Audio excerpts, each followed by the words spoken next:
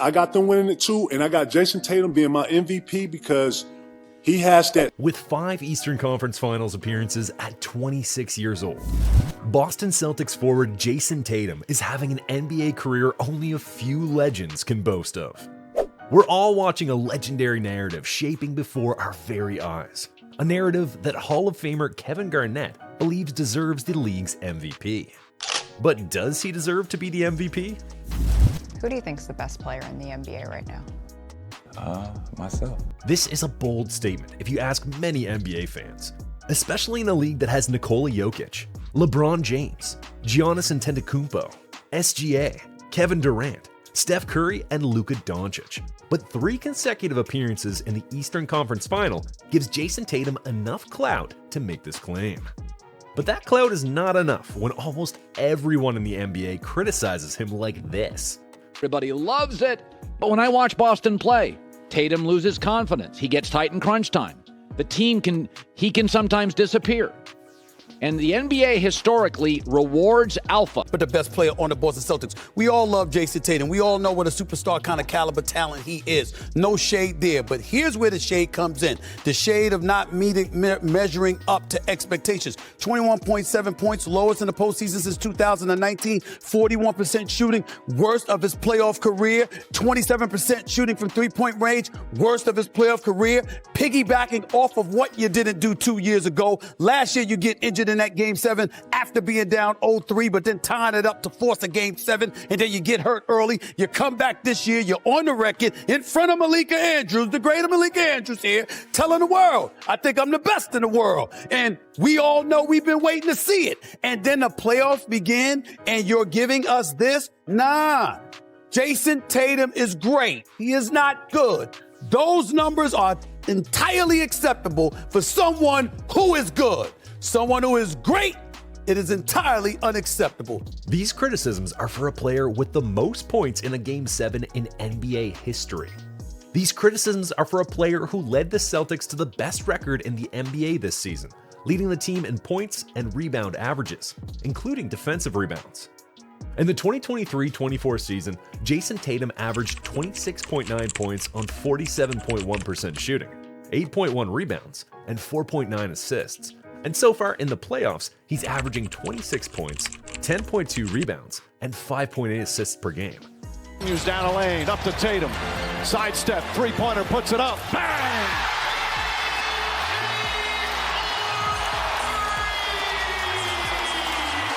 Many may disagree, but Jason Tatum is being held to a standard that only the MVPs can meet, and he's being overlooked for the award despite his performances.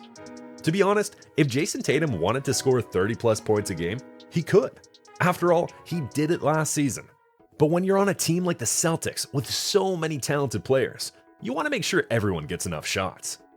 To tell you how much of a team player Tatum has been, you should know that his regular season assist average has increased each year he's been in the league, both in absolute and per possession.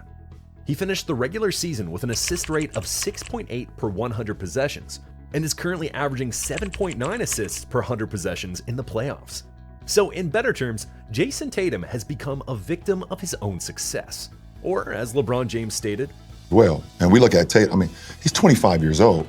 He's 25 years old, and I believe he's been to the conference finals 4 times. Been to obviously the NBA finals once. He's 25. I didn't win my first one until I was 28. I think Joker won his first one at 27. I think MJ was 28 as well. Kobe without Shaq was around the same age. Yeah. So Steph was. I think we have we have a lot of expectations on JT, but he's experienced a lot of winning in his career so far. And obviously, we everyone wants to see him get over the hump, but 4 conference finals in a finals appearance before the age of. Tatum is the same age as LeBron James when he left Cleveland for Miami. And with 60-plus playoff wins in just 7 seasons, he's already had 4 times as many as Michael Jordan had at the same point of his career. According to the Celtics legend Paul Pierce, Tatum is the best American-born player in the league, even above stars like Kevin Durant, LeBron, and Devin Booker. Right now, the best American in the league is Jason Tatum. And this is not, right now, you look at his growth You see what he's done over the past couple years. He's been first team All-NBA. He hit you with the 55 in the All-Star, hit you with another 50 Game 7 versus Philly. And I'm just looking around, I think he's past KD. You know, I think he's past LeBron. I mean, today, you know. Since getting drafted in 2017, the third overall pick of the draft has risen to the level of superstar so much that not just Paul Pierce believes he's already the best American-born NBA player in the NBA. Tatum led the Boston Celtics to the Eastern Conference Finals as a rookie, and he's since matured into the team's primary scoring option and leader over the last few seasons. In 2021, the five-time NBA All-Star scored 50 points in a playoff victory over Kevin Durant's super team, the Brooklyn Nets. He scored 46 points in a must-win Game 6 against Giannis Antetokounmpo's defending champion Milwaukee Bucks in 2022, and 50 more against reigning MVP Joel Embiid in last year's Game 7 against the Philadelphia 76ers. Like a superstar, he doesn't shy away from any matchup, and given how he performs against the league's best, he no doubt has the it factor that makes MVPs. There's a reason Hall of Famer Kobe Bryant not only worked out with him, but asked the Los Angeles Lakers why they didn't draft him. According to Paul Pierce, the criteria for the MVP is the best player on the best team, and the Celtics have been one of the best teams in the league for some years now. And hold on, another thing before you get on your point, we got to start putting Tatum in these MVP talks. I mean, they head and shoulders The best team, If best we look at the player. years, the criteria is the best player on the best team is Tatum. Draymond Green also echoed Paul Pierce and Kevin Garnett's sentiments. JT just, the Celtics are 7.5 games ahead of the number 2 seed in the Eastern Conference. Do people think the Celtics are that great to where Jason Tatum is only in 5th? Because it seems as if sometimes it's like that team is winning and that guy's the best player and playing well. And like in this situation, clearly that's not the goalpost. Like clearly the goalpost has shifted dramatically. Because in this guy's case, he's 5th. And they got a 7.5 game lead in the conference. That goalpost is moving on JT. I don't know what JT got to do. According to Draymond, the goalposts have moved for Jason Tatum, when it wasn't that way for Nikola Jokic. It wasn't that way for Giannis Antetokounmpo. It wasn't that way for Joel Embiid. It just really hasn't been that way for anybody else, Draymond added. You have to understand that Nikola Jokic and Giannis won their 2 league MVPs before winning the NBA Finals. Steph Curry won his MVPs before winning his first title. Joel Embiid won MVP a year ago despite never making it past the second round of the playoffs. And Jason Tatum, on the best team in the league, is completely ignored in MVP conversations. He didn't even make the top 3.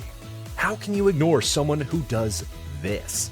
Into the front row, and Boston wants to move it here. 5-on-4. White to Tatum. Tatum now drives, and Tatum, an exclamation point. Jason Tatum, all kind of mean on that one.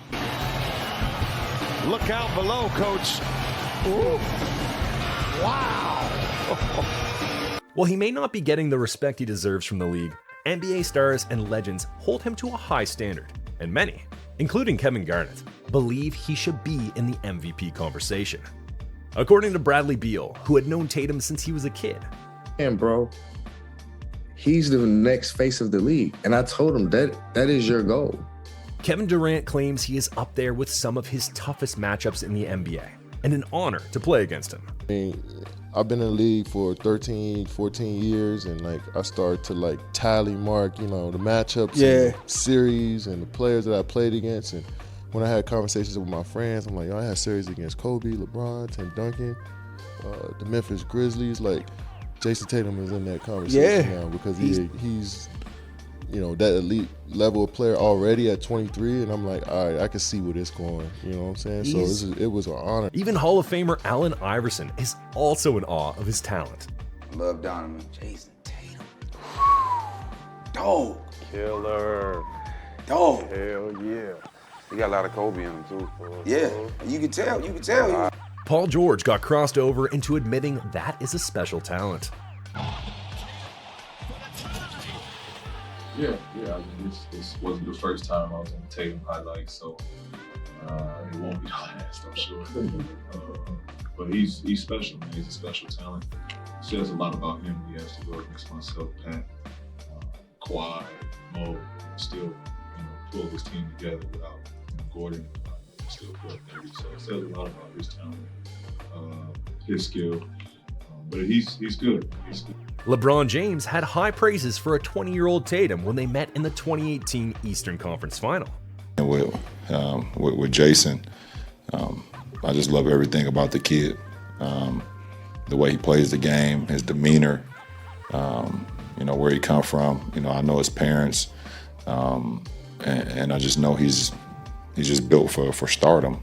He's built for success, and that's both on and off the floor. So, two guys right there that Boston are very. And since that matchup in his rookie season, Jason Tatum has been a 2-time All-NBA First Team, 2020 All-NBA Third Team, 5-time All-Star, 2022 Eastern Conference Finals MVP, and 2020 Olympic gold medalist.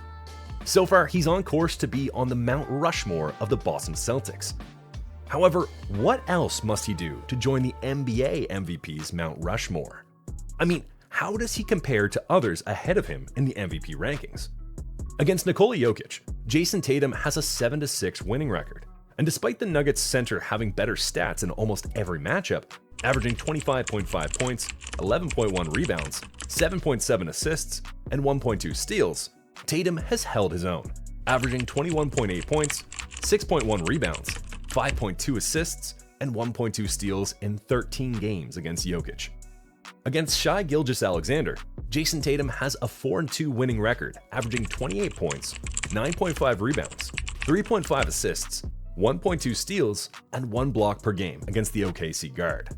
He also has a winning record against Luka Doncic, with their record currently 6-5. And in their matchups, Tatum has averaged 26.1 points, 9.2 rebounds, 3.9 assists, and 1.3 steals, compared to Luka's 29.9 points, 8.8 rebounds, and 7.5 assists. Unfortunately, he has a losing record against Giannis Antetokounmpo, with the Milwaukee Bucks having better stats in all their matchups. But these stats don't tell the whole story of why he deserves to be the MVP. According to Tatum, I don't have the points per game that the other 3 or 4 guys will, but I think the voters are smart enough to understand the dynamic of our team. Essentially having to do less scoring, maybe on certain nights, but still impact the game in a lot of ways to kind of ensure that we win every single night. Boston Celtics head coach Joe Mazzulla explained it best when he said, "Defining what most valuable means. It's not just about scoring. It's the ability to have sustainable success, the ability to make people around you better, and the ability to be great." So he's done it for a long time, and I think is underrated in that conversation.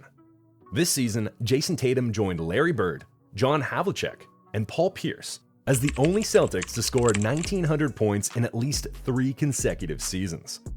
I mean, say what you want about his stats, but this season, Tatum's 1,239 three-pointers are the most of any NBA player ever before they turned 26. His 327 season victories before 26 years old are the 5th most in the league's history, and his 50 playoff games of 25-plus points in his career are the 5th most by a player before the age of 27. He should take solace in knowing that even his idol, Kobe Bryant, didn't win his only MVP until his 12th season. And Kevin Garnett, who believes he should be in the MVP discussion, didn't win his only MVP until his 9th season. Unfortunately, regardless of what Kevin Garnett thinks, this disrespect might not be stopping anytime soon, at least until Jason Tatum wins a ring with the Boston Celtics, a legendary team that has seen him in the Eastern Conference Finals 5 times. It is a stacked team, and no doubt the best in the East. And as such, NBA players have had a lot to say about the team. How good are they? How stacked are they? How disappointing have they been these past few years? There's just so much that's been said about this team, and I know you're curious to know all about it, so click the video right here. The 2024 NBA Finals is here, and the storylines are up and running. The Kyrie Irving Celtics drama, the duo battle between Luka Doncic, Kyrie Irving, Jason Tatum, and Jaylen Brown. Even the Porzingis and Mavericks reunion is making headlines. There are just too many narratives and angles for this final. However, one among the many that NBA fans and media are raging about is between two NBA superstars. Who deserves the NBA title, Luka Doncic or Jason Tatum?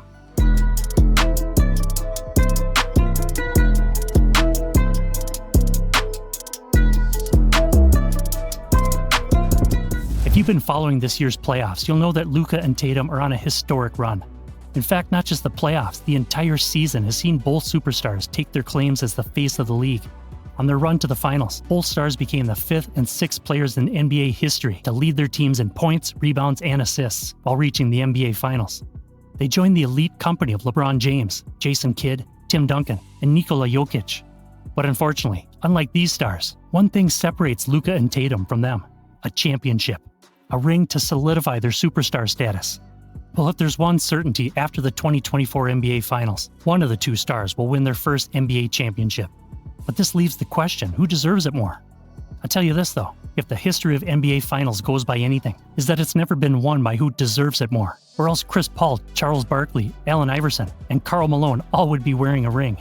Nevertheless, given how far Luka and Tatum have come, one of these stars surely deserves a ring, an NBA ring to their name.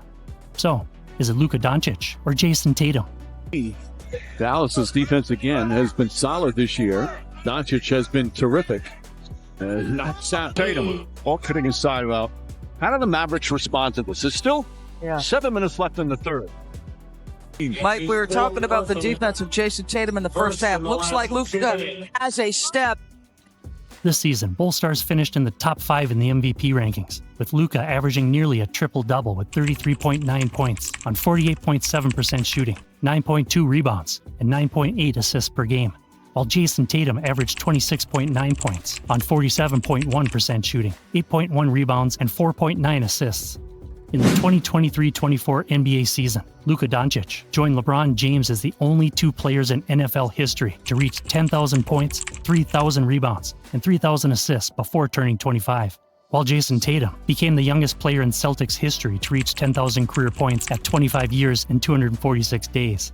Both superstars earned their 5th All-Star selections, and while Jason Tatum was named to his 3rd All-NBA First Team this season, Luka Doncic was selected to his 5th All-NBA First Team, joining Kevin Durant and Tim Duncan as the only players with 5 All-NBA First Team selections before their 26th birthday, and also joined Larry Bird, George Gervin, and Duncan as the only players to earn 5 or more All-NBA First Team selections within their first 6 seasons since the ABA-NBA merger.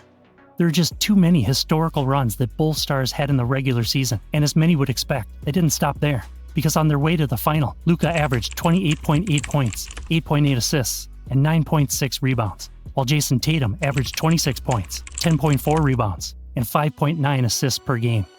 These numbers are superstar numbers, and unsurprisingly, they've been cooking the league for years, so much that they were already getting compared to legendary NBA Hall of Famers before now. According to Jason Kidd, Luka is better than Dirk, and is in the same league as Michael Jordan, LeBron, and Kobe Bryant.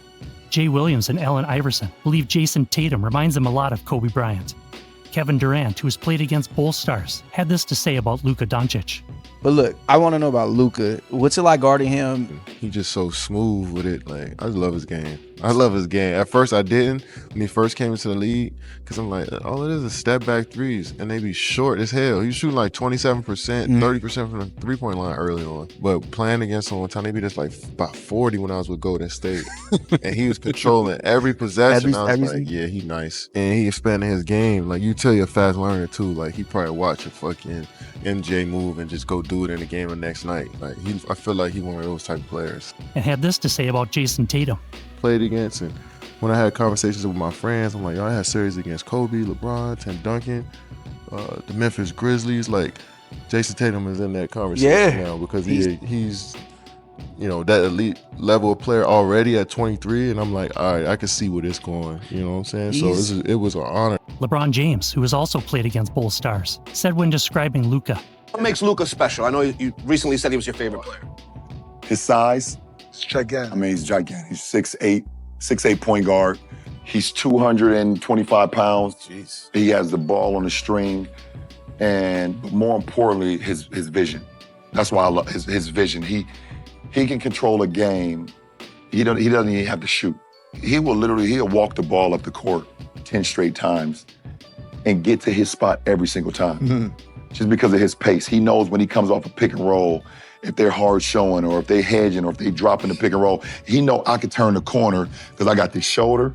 And I know the third line of defense, when I get there, if I just slow down, use my pivots, not even jump, just the Euro 1, 2, this guy's flying by. He's flying by every time. It's the mind. And he had this to say after facing a rookie Jason Tatum for the first time in the Eastern Conference Final. And with Jason, I just love everything about the kid. The way he plays the game, his demeanor, where he come from. I know his parents, and I just know he's just built for stardom. He's built for success, man. And that's both on and off the floor. So, two guys right there that, Boston are very. Steph Curry described Jason Tatum as a supreme talent. That's tough. He's super tough, man. He's you can tell the game was slowed down for him, just in the way he picks and chooses his spots and how he kind of manages the game. He's shooting the ball a lot better from the perimeter, but when that game slows down, I don't know if it's 4 or 5 years in, whatever he is, that's when you become lethal.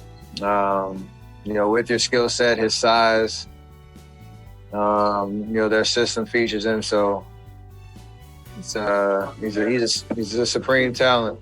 And described Luka Doncic as an offensive nightmare.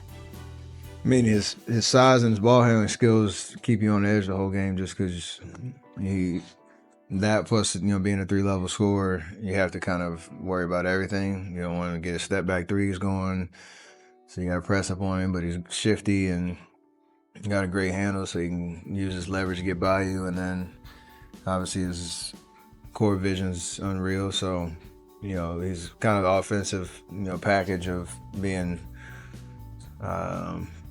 just a playmaker and a scorer. And when he's knocking down shots like he did tonight, it's tough. Paul Pierce once called Luka Doncic in his second year in the league the most talented player in the NBA. From this kid, clearly he's special. He's a talent. He's probably to me, he is the most talented player in the NBA today. And the lights are never too bright. And called Jason Tatum the best American-born player in the league. Right now, the best American in the league is Jason Tatum. And this is not, right now. I mean, you look at his growth. You see what he's done over the past couple years. He's been first team All-NBA. He hit you with the 55 in the All-Star, hit you with another 50 Game 7 versus Philly. And I'm just looking around. I think he's past KD. I think he's past LeBron. I mean, today, However, as much as they've earned several praises, they've also been heavily criticized. As one of the league's best players, Luka and Tatum have undoubtedly been unfairly criticized by fans and the media, with much of this criticism centered around their ability to lead their team to a championship. Luka Doncic has for years been getting heavily criticized for his lack of defensive contribution and even his weight. Back in 2021, Hall of Famer Reggie Miller called out Luka Doncic for his weight when he said, "Right now, I see Luka Doncic heavier than ever. I know he's had a long summer with the Olympics, but look at how he's running up and down. He's not really running. He's a superstar, but he could be a lot better, and he will get better. To me, he's got to get leaner and better on defense." Luka Doncic has faced criticism for failing to win with the supporting cast, like Kristaps Porzingis and Jalen Brunson. Some reports and fans even conceded that his partnership with Kyrie was doomed from the start. In fact, for someone who averaged the second most points per game, plus rebounds per game, plus assists per game of all time, the disrespect for him this season was the loudest. Your honest assessment, who do you think's going to win? If you had to say right now, who do you think's going to win? I think they'll give it to Jokic. I would vote for Shea. I have a vote. I would vote for Shea. Jokic would probably be number 2. I got to admit to you, it's a battle for number 3 between Anthony Edwards and Jalen Brunson. Hold up. You just left Luka. Hold on. You left Luka. But upon reflection, I definitely thought that Jalen Brunson deserved to be first team. Believe it or not, even Jason Tatum hasn't been any different. The Celtics forward has had his own fair share of criticism and disrespect. Questions on if he could lead the Celtics have been asked, same as if he's even a superstar. Jason Tatum, for players that qualify, He's been one of the worst in his tier in the NBA. Maybe Tatum can change it if they somehow got over the hump and won it this year. I don't see them doing that. But yeah, Edwards has surpassed. And let's face it, before the off-the-court problems, Ja Morant. You know what? I'm so over Jason Tatum. First of all, no one called them a super team, okay? No one expect them to win every game in the playoffs. I understand that. We understand that. But damn it, we expect you to perform and compete at home. We're talking about the team who had the best home record in the regular season. And here's the thing, right? All postseason, we've been screaming Jalen Brunson name. We've been screaming Anthony Edwards' name. We've been screaming Luka name, Tyrese Maxey. He arrived in the postseason. When is Jason Tatum going to arrive? Or does he have that dog in him to arrive? Damn it, you got smacked by 20 plus at the crib with a team who, I believe the Cavs, yeah, they have a good squad, but they still missing a key piece in Jared Allen. You have enough. Now, you're going to lose games, but at the end of the day, this is my thing with Jason Tatum. He talked about this in interviews. He talked about how he couldn't wait for this moment, how nothing in the regular season mattered to him. He just couldn't wait to get to the postseason. Well, damn it, it's here. What you gonna do about it? What you gonna do about it? You gonna stand on business or you gonna fold like? For many, both superstars have been heavily disrespected, and only an NBA title can put a stop to that. They must both overcome the obstacle of having to get a championship parade to shatter perceptions. Just like Giannis Antetokounmpo, a two-time MVP did when he finished the Milwaukee Bucks' 2021 championship run with a 50-point performance. Or as Nikola Jokic, who was also a two-time MVP at the time, when he put up 10 triple-doubles during the Denver Nuggets championship run. However, unlike Giannis and Jokic, Luka and Tatum are being completely ignored in any MVP talks unless they win a ring. And as Jason Tatum said recently, the upcoming NBA Finals is a chance at redemption. It's a lot that myself and we can learn from that experience being in the finals. And this time, this go-around is a lot different. Obviously, we've been there before. We came up short, and a great opportunity to make it to the finals again. You don't always get a second chance. So really, just looking at it as a second chance and trying to simplify things as much as we can, Tatum said. Unlike Luka, Tatum has been to the NBA Finals before. At 26 years old, the Boston Celtics forward has made 5 Eastern Conference Finals trips, including 3 straight appearances. And this much success at a young age has seen the media pile on him for not winning a title yet, despite having an incredible team. But as LeBron James said, Tatum has been a victim of his own success. Well, and we look at Tatum, he's 25 years old. He's 25 years old, and I believe he's been to the conference finals 4 times. Been to obviously the NBA Finals once. He's 25. I didn't win my first one until I was 28. I think Joker won his first one at 27. I think MJ was 28 as well. Kobe without Shaq was around the same age. Yeah. So Steph was. Yeah. So like, I think we have a. We have a lot of expectations on JT, but he's experienced a lot of winning in his career so far. And obviously, we everyone wants to see him get over the hump, but 4 conference finals in a finals appearance before the age of. But does any of it mean that Jason Tatum deserves a championship? Well, I leave you all to decide in the comments section. However, one thing I'm sure many would agree on is that Jason Tatum has a luxury that Luka Doncic does not. He's a player on the Celtics team for the Eastern Conference team to win. Too many other guys on his team have proven to be just as impactful, if not more impactful. Is it Jaylen Brown, Derek White, or Drew Holiday? So far in the playoffs, the Celtics team had 5 players averaging at least 12 points per game, and the contribution can come from any player on any given night. Aside from that, Tatum's impressive stats have been below par in clutch. In the fourth quarter of this playoff, Jason Tatum is averaging 5.2 points on 40.4% shooting, 2 rebounds, and 1.2 assists, while Luka Doncic, in just the fourth quarter of this playoff, is averaging 6.5 points on 50% shooting, 2.6 assists, and 2.2 rebounds. Luka in this playoff run is leading the league in total points, rebounds. Compared to Jason Tatum, Luka has surprisingly proven to be a better defender.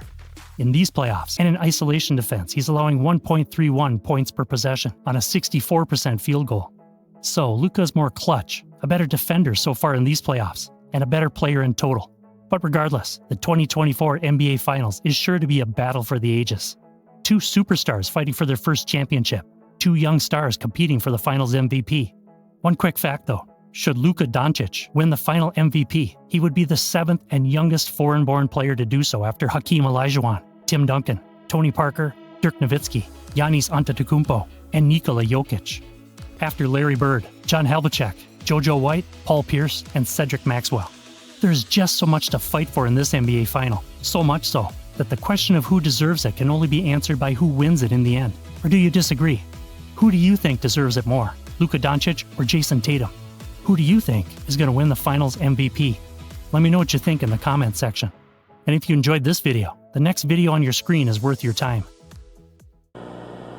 And now let's go live to the official Mavericks watch party at the factory in Deep Ellum, where Marvin Hurst is in the middle of Mavs Mania tonight. Marvin? It is a madhouse in here. That's because the Mavs have won. We've got a final showdown that's juicier than a Texas brisket after the Dallas Mavericks turned the Minnesota Timberwolves into timber puppies on Thursday. The Western Conference champions are the Dallas Mavericks. They're going to the NBA Finals. They're all set to tango with the Boston Celtics in the 2024 NBA Finals. So let's dust off our crystal ball and dive into some bold predictions. Spoiler alert, things are about to get spicy. All right, let's take a little trip down memory lane. Back in 2006, Dwayne Wade was on fire, torching the finals with a blistering 34.7 points per game. Fast forward 6 years, and Kevin Durant was doing his thing, dropping 30.6 points in the 2012 finals. Now here's a fun fact. No one else in the NBA's three-point era has averaged over 30 points in a finals before hitting the ripe old age of 26. Well, get ready to add another name to that exclusive list. Despite the Boston Celtics having the third best defense this season, Luka Doncic, who just celebrated his 25th birthday in February, is ready to crash that party. He averaged a cool 32.4 points against Jaden McDaniels, Rudy Gobert, and the best regular season defense in the league. No big deal, right? Even with the Minnesota Timberwolves playing defense like their lives depended on it, Luka was in full control. He was putting defenders in his pocket, sinking jumpers from everywhere, dishing out assists like Oprah handing out cars, and delivering jaw-dropping moments as both a scorer and a passer. Remember Game 2? Luka had Rudy Gobert backpedaling like he was late for a dentist appointment before hitting a game-winning step-back three with just 3 seconds left.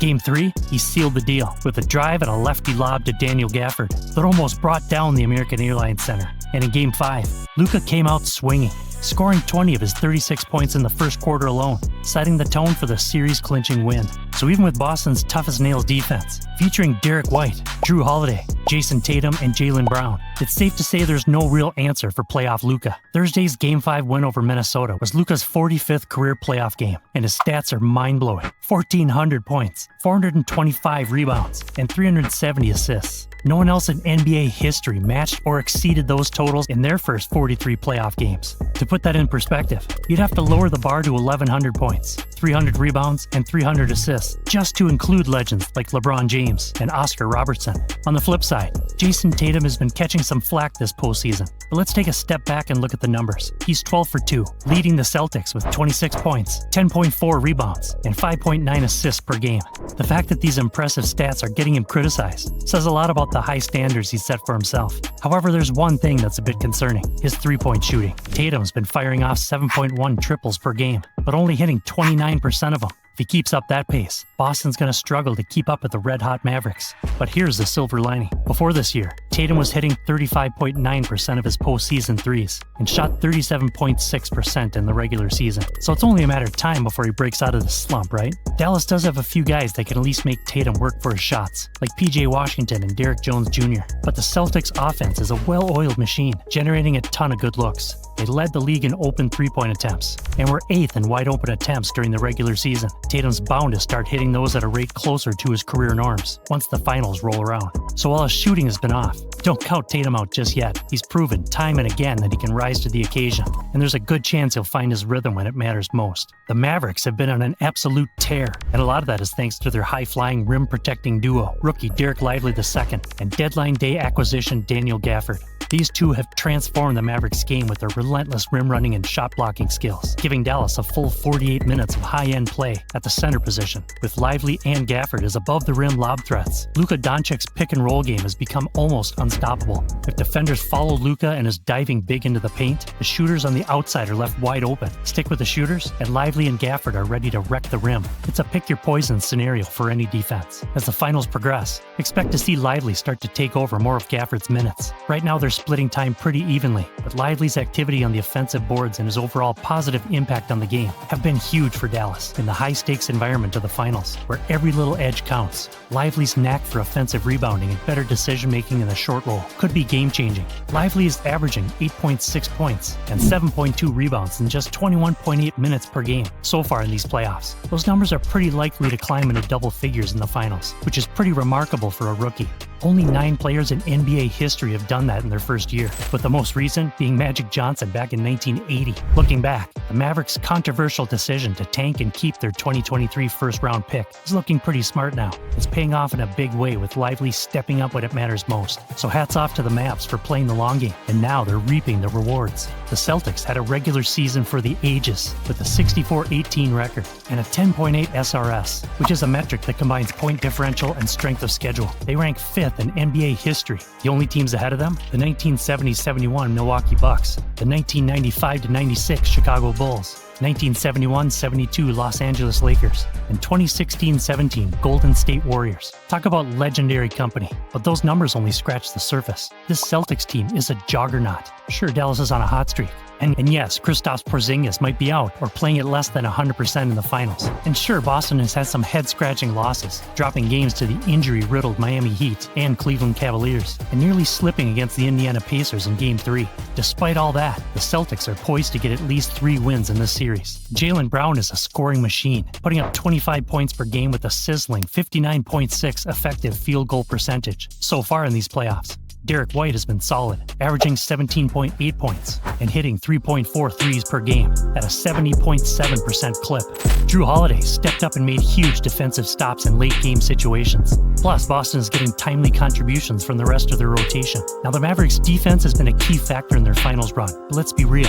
They're not shutting down Boston's three-point heavy attack entirely. The Celtics are just too good at spreading the floor and finding the open man. This series is going to be a battle. The Eastern and Western Conference playoffs have been a tale of 2 different beasts. On one hand, we've got the West with its depth and nail-biting series that could leave the Mavericks feeling a bit battered and bruised by the time the finals roll around. Meanwhile, Boston has been cruising past opponents like the Heat sans Jimmy Butler, the Allen-less Cavaliers, and even a Pacers squad missing Tyrese Halliburton in Game 3. So yeah, the Celtics should be feeling pretty fresh, though Dallas will still have a week off before the finals, which should be plenty of time to rest. But hold on a sec, because Dallas isn't just going to roll over. They've been battle-tested and battle-hardened, wrapping up the Wolves in 5 games and earning themselves some extra rest. Plus, they seem to have an answer for everything thrown at them by the league's best and most physical defense. As TNT's Reggie Miller so eloquently put it during Game 3, the Mavs had the 2 best closers left standing in Luka Doncic and Kyrie Irving, with a supporting cast boasting size, defensive versatility, and a whole lot of talent. It's like having Mariano Rivera and Dennis Eckersley closing out games for you. They switch it, right?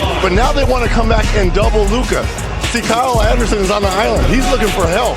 And then there's the brilliant passing of Luka finding the big. Hey, Reg. When the pressure's on and the games get tight, trust me, they will. Luka and Kyrie will step up and make just enough plays to edge out Tatum, Brown, and the rest of the Celtics. It's going to be a 7-game thriller, but in the end, I'm putting my money on the Mavericks to come out on top.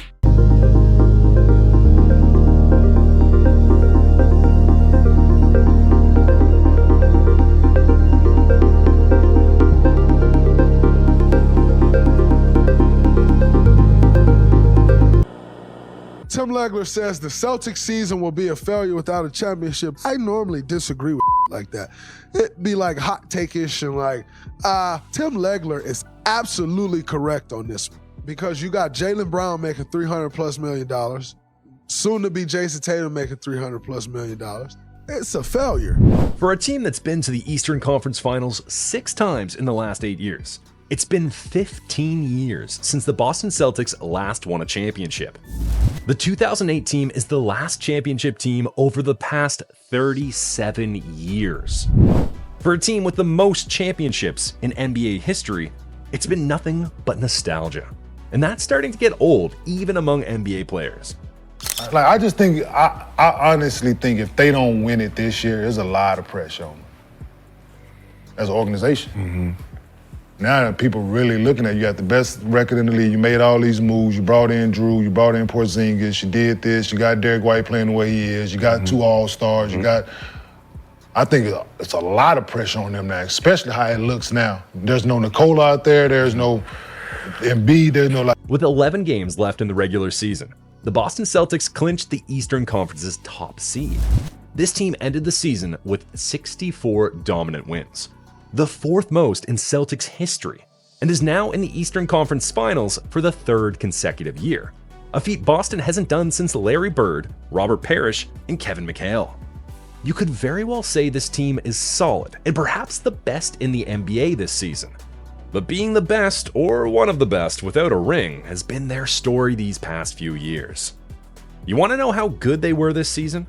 Then you should know that this season, the Boston Celtics were 14 games better than the New York Knicks, the 2nd best team in the Eastern Conference, and 7 games better than the Denver Nuggets and the Oklahoma City Thunder, the 2 57-game winners in the West. The Boston Celtics outscored opponents by 11.3 points per game, the best point differential in Celtics history. And believe me, this is a differential reserved for dynasties. The 2016-2017 Golden State Warriors and the 1995-1996 Chicago Bulls both won by this margin. This season, the Boston Celtics led the league in three-pointers attempted on 47.2% of their possessions, resulting in a league-high 42.5 attempts from beyond the arc per game and an NBA best average of 16.5 made threes. The Boston Celtics were the only team that won 60 games. They defeated 10 teams by 30 or more points and became the first team in NBA history to win 3 50-point games in the same season. They beat the Indiana Pacers, Brooklyn Nets, and Golden State Warriors by at least 50 points. Their path to the Eastern Conference Final hasn't been any different. The Celtics have been ruthless, destroying both the Miami Heat and Cleveland Cavaliers in 5 games, by an average margin of victory of 22 and 15 points respectively. I mean, if there was one thing the league agreed on, it was that the Boston Celtics is the best team in the NBA. According to the league's MVP, Nikola Jokic, the Celtics are the best team in the NBA. Yes, they're a really good team, and they have a basically answer for everything, matchup wise, defense wise, offense wise, so they are really well built team, and they're playing really good. That's why they're the best team in NBA right now, and it's really hard to play against a team who they're long, tall, they defend really good, they have really smart players. Dallas Mavericks guard Luka Doncic also called them the best team in the NBA after their matchup in the regular season where the Mavs lost by 28 points. That's why they're the number 1 or number 2 defense in the NBA. They have offense and defense. I think that's the best team in the NBA right now, and it's tough on both ends for sure, said Luka Doncic. Luka wasn't the only one with the Mavs to recognize their greatness this season. After the 28-point loss, Mavs head coach Jason Kidd called them the best team in the league. Continue to keep driving the ball, putting pressure on them. Again, we had some great looks that we just didn't go down, and that carried over for a minute or 2 or 3, and we just can't have that against the one, if not the best team. But Boston is a team that puts you in harm's way by driving the ball. You talk about their 2 guys had 38 and 35. You're not going to be in too many balls. Another NBA superstar who had to finally admit to how good the Boston Celtics were this season was Joel Embiid. Earlier in the season, when the Philadelphia 76ers lost to the Boston Celtics, the 2023 MVP raised eyebrows when he referred to the Boston Celtics as the best team in the NBA, instead of using the excuse of their back-to-back schedule for their loss. Do you think the schedule kind of did you guys no favors, fixing to get to play Indiana twice, play this one back-to-back? I mean, you could say that, but we're professional athletes. That's a schedule. You just got to do it. But yeah, I mean, tough, especially playing Indiana, twice, and then on the back-to-back, playing, the best team in the league. Well, still speaking on the terrible losses the Boston Celtics dished out this season that forced NBA stars to admit that they are the best in the league. After their 52-point win against the Golden State Warriors, 2022 NBA Final MVP Steph Curry said, So you give them credit. They came out and whooped us, but they're the best team in the league right now, and they play like it. So we have a nice gap to try to make up if we want to be that type of team down the stretch of the season. But you give them credit. They played their ass off, and it was tough to watch. According to Steph, the team was hitting 10 threes in just the first quarter, something they used to do to other teams, and it was demoralizing. Head coach Steve Kerr couldn't agree more, even going as far as to call this Celtics team the best version we've seen of this team. However, while Steve Kerr gets to keep his job after a 50-point loss, Jacques Vaughn wasn't so lucky, as this new-look Boston Celtics, according to him, kicked their tails. Dennis Schroeder, after the loss, said, "They, Boston Celtics, kicked our ass tonight." While Mikal Bridges was lost for words after the loss, when he told reporters, "We got beat by 50. It's not just let it go. A lot of is not right." I mean, even Kevin Durant wasn't left out. The four-time scoring champ was so much in awe of the entire Celtics lineup that he said, "They been playing incredible. They had an incredible year thus far. Best starting five in the league by far. I think they have 50 wins already, 49, 48 wins. One of those, they got a big lineup with versatile guys up and down their lineup, and they've been around each other for a while now, so they understand one another. And adding Drew was huge, adding Kristaps was huge. So we got our work cut out for us, but I'm looking forward to the challenge." The two-time NBA Finals MVP described the team better when he said, "We got defensively. I mean, you got your center making 5, 6 threes. That's tough to stop. We like to pack the paint and hold teams to outside shots. And when they spread you out, when everybody on the court to shoot, it's tough to get into those positions. So we try our hardest to close out the paint and get to the three, but they just shot over us and made some tough ones tonight. But that's the challenge that this team presents, is that everybody on the team can shoot the three, and they stay patient on offense as well, and to look for the three. So you got to be on. Even Paul George could not help but agree that the Celtics' three-point heavy strategy after he faced them was unstoppable. At which this team shoots threes, how hard or difficult was it to run them off the three-point line? Extremely difficult. How so? They shot the ball well. A team that is confident at shooting it, and they didn't pass shots up. And Bradley Beal believed they were not just the most versatile team, but by far the best team in the league. In his words, the elite of the elite. Boston is electric, man. We know. It's like, what can't they do? They have size, they have physicality, they have skill, talent, versatility. They're, I think, number one rated offense, very top 5 defensively. So, I mean, they're the elite of the elite, the number one team in the NBA. Kenny Smith goes further to describe what makes this team elite when he said, "Yeah, I would have to agree with Chuck. They are clearly have played the most consistent, the best, and they're continuing to do that. And what makes them difficult is the versatility. You could post up Tatum, you could post up Brown, or you could, you want to shoot threes, you want to play this fast game, and we're going to do that too. We're going to bring in Hauser, we're going to bring Pritchard, we're going to have to keep Jaylen Brown and Tatum on the perimeter with Porzingis. So they play multiple ways, but the most underrated thing that they do, they defend. And they defend at a... In all of these praises, the Boston Celtics additions before the season have been so effective that even some NBA players and legends have singled them out for praise. JJ Redick, for one, said before the playoffs that he believes the Celtics would take the Eastern Conference simply because they have Kristaps Porzingis. This guy is a total difference maker for them. He's given them a new dynamic for their offense, and he's providing the same defense essentially that Rob Williams was giving them. Right now, the Celtics have essentially tripled their frequency in post-ups. They're hunting out mismatches. When we start talking about late game stuff, Kristaps Porzingis unlocks their offense. He's having the most efficient season posting up the basketball in the last 10 years. That's over Nikola Jokic. That's over Joel Embiid. And why is that? Because he's posting mismatches. Hall of Famer Reggie Miller also had this to say about Drew Holiday. Drew Holiday going into the basketball. No. Hall of very good, Reg.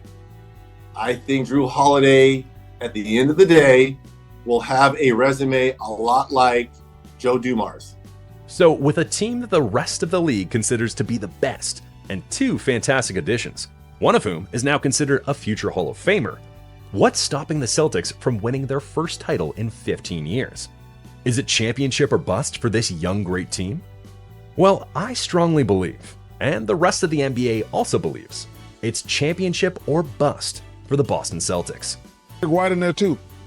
I will be shocked if the Celtics don't win, because they got it all. They don't have, like you can say their bench, but their bench, they could solve their bench problems very easily. The Celtics are going to win the World Championship. They've been the best team in the NBA all year. I like the way they came out and just like when you heavily you liked them for 3 quarters. Yeah, I did like them for 3 quarters, but because you just got to put the foot on their neck and stomp them. But man, they're going to be tough to beat. They got everything you need. I'll be totally shocked if they don't win the championship. I look at Denver in the West. It's the one team I think that can compete with them. But if the Boston Celtics don't win the championship, it will be a total game. ESPN analyst Shannon Sharp said it best when he said, "Step up. Yeah. This is a cataclysmic failure, Stephen A. If they do not bring the title home this year, I don't care who's on the other side. As a matter of fact, you can put Ant-Man, Luka, and Kyrie together." The former NFL tight end explains why he thinks it's a complete failure if the Boston Celtics don't win a championship this year when he said, Okay, Shannon, do you think it's championship or bust for Boston? Absolutely, 1,000%. Because right now, guys, what they're doing, they're loitering around greatness. At some point in time, you have to go in. They're window shopping greatness. When are you going to go in and purchase it? When are you going to go in and be about it? So I don't want to hear anything, oh, Jason Tatum can be the face of the league. I don't want to hear nothing. And he's so young, he's 25, and he's already gone to this many conference finals. He's been to the NBA finals. At some point in time, you got to kick the door in and go inside. And there are no excuses. I don't want to hear nothing. They're healthy. Obviously, Porzingis is not there, but they should have more. Well, not everyone in the NBA thinks it's championship or bust with the Celtics, though. Some think it's a straight-up bust for the best team in the league. Hall of Famer Shaquille O'Neal absolutely thinks the Boston Celtics are overrated and are not winning the finals. Clipper team. Opposite, overrated. Which team are you hearing could win a championship that you just don't see it? Would you like to see the standings? Overrated, Boston. Wow. Boston, currently. I was going to say Clippers, but Tyler's my boy. I don't want to sound like I'm disrespecting. They can win, but Boston. Boston, easily the best record in the NBA. Yeah, but time of recording, 11 games up on second place. Yeah, but you got to show me. I've been in this league, around the league a long time. I've seen a lot of guys that. But Shaq's argument is the same as those who believe the Celtics are either championship or bust. This team has proven to be one of the best, if not the best, in the past few seasons. But that has not translated into a championship, and that has to change this season. You must understand that the Celtics have reached a point where making the Eastern Conference Finals is simply expected. However, winning the finals is how they are now being judged. 17 championship banners clearly support this claim. But in the last 8 years, despite going to the Eastern Conference Finals 6 times, they have failed to make it 18. This should not be happening to the team that the rest of the league believes is the best. The team traded defensive point guard Marcus Smart, last season's 6th man of the year Malcolm Brogdon, and big man Robert Williams over the offseason. But it strengthened its squad with the acquisitions of Drew Holiday and Kristaps Porzingis, both of whom have had an immediate impact as their contribution to the Celtics team so far has been remarkable. According to Jaylen Brown, the pieces that we've added have made contributions right away. Things that might have haunted us in the past have kind of turned into some of our strengths. In all of this, you should know that Jaylen Brown is currently on the most expensive contract in the league, as he signed the first NBA $300 million contract. Jason Tatum is also expected to follow suit and sign a historic $338 million extension with the Boston Celtics in the summer of 2024. Not to mention that the team already agreed on a 4-year, $135 million contract extension for Jrue Holiday. So what happens if they don't win a title to justify all of these expensive contracts? Well, the front office could break up the team for one, or the team could just have the stain of being labeled a bust till they finally win a ring, which unfortunately does nothing to help Jason Tatum's chances of being considered for the league's MVP. Kenny said they're the winningest duo over the last 5 years in basketball, and that's true. No one cares. Because they're at No one cares? No one cares at all. They're at that point now to where you need to win a championship. Getting to the conference finals every year don't matter anymore. And how you know that they're at that point, because that's actually affecting Jason Tatum in MVP voting the last couple years, because no one wants to see you win every year in the regular season, get to the conference finals, and then not finish the job. So this is good. Obviously, it's a step on the way, but no one cares that they're going back to the Eastern Conference. 7 years of being consistently one of the best in the NBA, and still being ignored for the MVP. Jason Tatum is surely going to bear the brunt of the Celtics being a bust the most. Which is why what Hall of Famer and Celtics champion Kevin Garnett had to say about Jason Tatum in the next video seems to be true. And I know you're all curious to know about it. Backcourt with you, one of today's players? One of today's players? Yeah. I would want it to be Luka, because he's a big point guard. Yeah. I can still play the two. Yeah. He can guard the two, I guard the one. In the last 25 years of the NBA, the only other player not named Allen Iverson to outscore, out-rebound, and out-assist a whole team in a single quarter is none other than Luka Doncic. And Luka did it in his rookie season. While this is no direct comparison between the Hall of Famer and the Mavs guard, it is proof of what AI saw and very recently said about Luka Doncic, something the rest of the NBA has now come to see. The rewind segment during Heat Halftime presented by your South Florida Chevy dealers. Back to live action. Here's John and Aaron. All right, thank you, gentlemen. We'll see you a couple minutes from now as Doncic turns twice and then lays it in. What great footwork.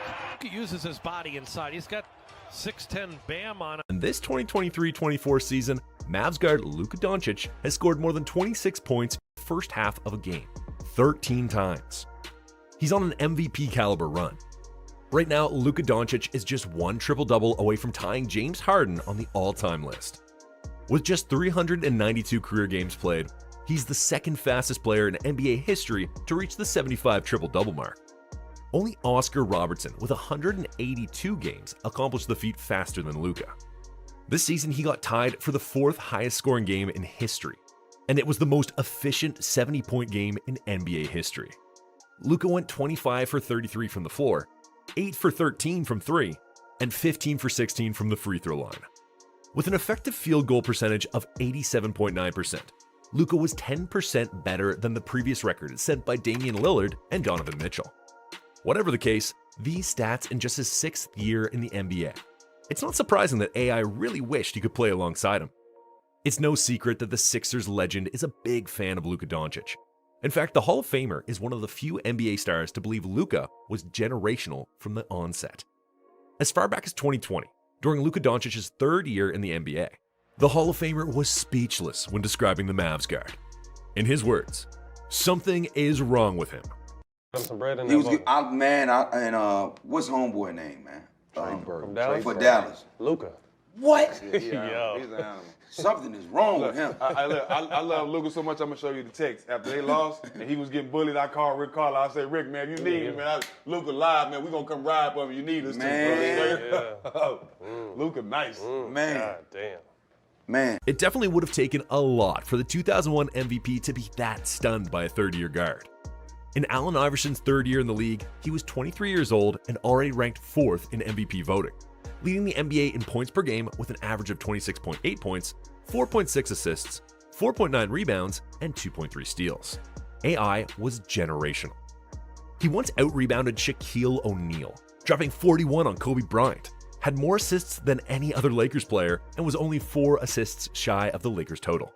Little wonder Kobe Bryant named him one of his toughest players to guard, and that we are all lucky AI was not 6'8". And AI as a competitor, he drove me to be as more obsessive about the game, because I had to figure out how to solve that problem, And I told him when I saw him here this weekend, I said, man, you don't realize how much you push me, and I don't think people nowadays realize how great you were as a player. And for what it's worth, one player Allen Iverson believed was just as good as he was, and not for his flashy footwork, but how much of a problem he was and how easy he could get to the bucket, has been Luka Doncic. 0.7 seconds was. This is a shot he works on time and time again. Rhythm, step back three. While Allen Iverson saw the potential long before many, some other NBA stars who weren't impressed with the Slovenian have since come around. One in particular is Kevin Durant. I want to know about Luka. What's it like guarding him? He's just so smooth with it.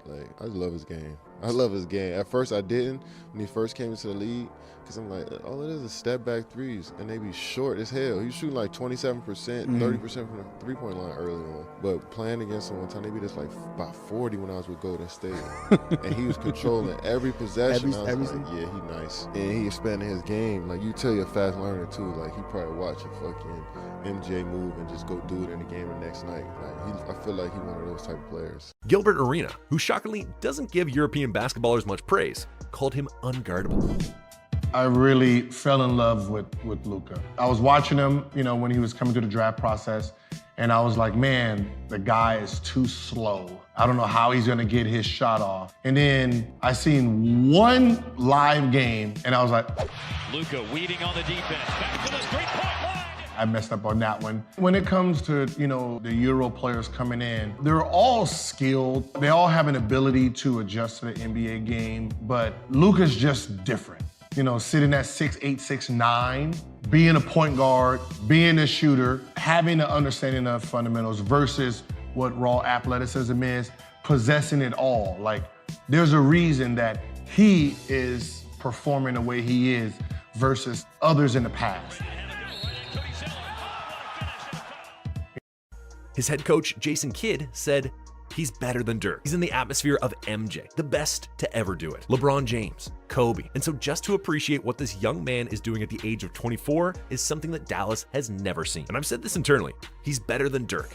He does things that Dirk could never do. Obviously, Dirk brought a championship to the Mavs, but the Hall of Famer wasn't this good at Luka's age. Plus, Jason Kidd played alongside Dirk. So know that Luka is better and already in the atmosphere of MJ. Even Steph Curry had this to say about Luka Doncic when he came up against him. Because that plus, being a 3-level scorer, you have to kind of worry about everything. You don't want to get his step back threes going, so you got to press up on him, but he's shifty and got a great handle, so he can use his leverage to get by you, and then obviously his court vision is unreal, so he's kind of the offensive, package of being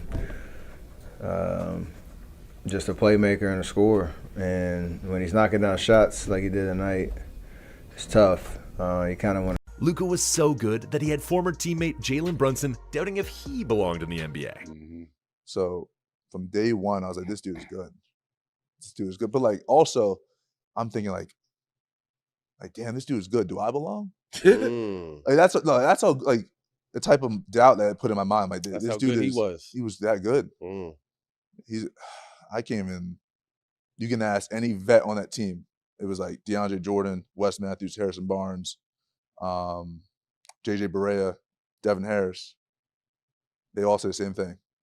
In any case, while these many NBA stars and legends have now caught up with the amazing talent Luka Doncic is, Allen Iverson very recently gave more credit to Luka Doncic and described him as the one player who reminds him of what he was like. Who in the league reminds you of yourself today besides Westbrook? I'm talking this new era. Everybody say Ja. Oh, yeah. But, man, let me talk about this guy. What the hell is wrong with Luka? Luka's different. Yeah, 73 in Atlanta, ball on a string. You can go there. But I didn't even want to go there. You know what I mean? That goes without saying, 73. Sure. I'm talking about his style. Like, it's just, it's kind of like street ball mixed in with the street ball. And then I don't want nobody to take this the wrong way. He's slow as hell. No, hell, I mean, yeah, he move at his own pace. Right. But I won't gonna say that. I'll let you say it. Because they probably kill me for it. No, you should say it.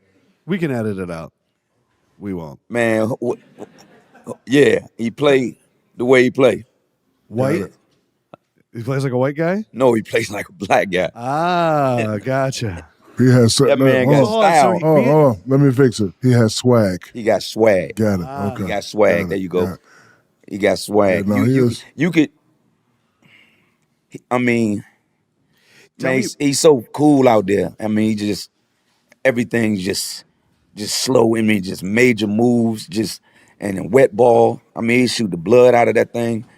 A surprising take, given that Luka doesn't have the flashy footwork Iverson had when he played. But what is more surprising is the fact that AI believes Luka plays like a black guy. But as controversial as that may sound, it's not false. This season, Luka Doncic is leading the league in scoring, averaging almost a triple-double. The guard is averaging 34 points, 9.9 assists, and 9 rebounds on 48.6% shooting. He currently has 18 25-point triple-doubles this season. And while he is an offensive nightmare, defensively, he's also great. This season, players are shooting just 37% against Luka Doncic in one-on-one isolation defending. As a post defender, players are only 42.9% against him, putting him in the 91st percentile. To understand why Allen Iverson describes his gameplay as that of a black guy, watch Gilbert Arena talk about how Luka plays. Luka has the advantage over anyone who's guarding him because these guys are too athletic for this part of the game. Yes. For this part of that part, yeah, bro. Open court. Open court, You you got got him. Yeah. Half court where you slow it have to down, be disciplined. You never learned it. So these basic moves that get you to think I'm gonna go that way, to come back this way, you overplaying it, pump fake, you're jumping, foul. Next time, pump fake, you stop, okay. Like, you know, so he plays the puppet master game with you. And that's what fundamentals are important, especially at a younger age, because you need the fundamentals before your athleticism kick in. Yeah. Before the athleticism kick in and the athleticism takes over. You need to learn how to use. It's funny because I was like, The truth in all of this is while there is a swag to how Luka plays, the guard is so fundamentally sound that he's a problem for many defenders. Everything goes at his pace, which is something LeBron, Kevin Garnett, Shaq, and Allen Iverson have all mentioned about him. He's not a superior athlete in the usual sense. He's not particularly quick or explosive, and he doesn't possess exceptional leaping ability. But regardless of whether he's crowded or the opponent is powerful, he always gets to his area and shoots at his own pace. That three-point shot that Sacramento creates that allow him to get to the rim. Doncic for three. He's in double figures with 10 to win 128, 124. We have a good one early here at Golden One Center. Doncic for three. Filthy. In the words of LeBron James, Luka Doncic can counter any defensive strategy played against him without getting sped up by utilizing effective pace, pivots, and manipulating the last line of defense. What makes Luka special? I know you recently said he was your favorite player. His size. It's gigantic. I mean, he's gigantic. He's 6'8" point guard. He's 225 pounds. Jeez. He has the ball on the string, but more importantly, his vision. That's why I love his vision. He can control a game. He doesn't even have to shoot. He'll walk the ball up the court 10 straight times and get to his spot every single time. Just because of his pace. He knows when he comes off a pick and roll, if they're hard showing or if they hedging or if they dropping the pick and roll, he know I could turn the corner because I got this shoulder. And I know the third line of defense, when I get there, if I just slow down, use my pivots, not even jump, just the Euro 1, 2, this guy's flying by. He's flying by. What LeBron described here for a 25-year-old is a generational talent. I mean, who does this at 19 years old in the NBA if not a generational talent? Before Thanksgiving. Indeed. Got it. There it is. In the corner, Luka goes in. How did he do it? That is Luka magic. God, what a pass. Got it off in time. Plenty of time. What a shot. Wow. This guy has superstar written all over him. Or this. Here we go. Cleveland into Luka. Luka.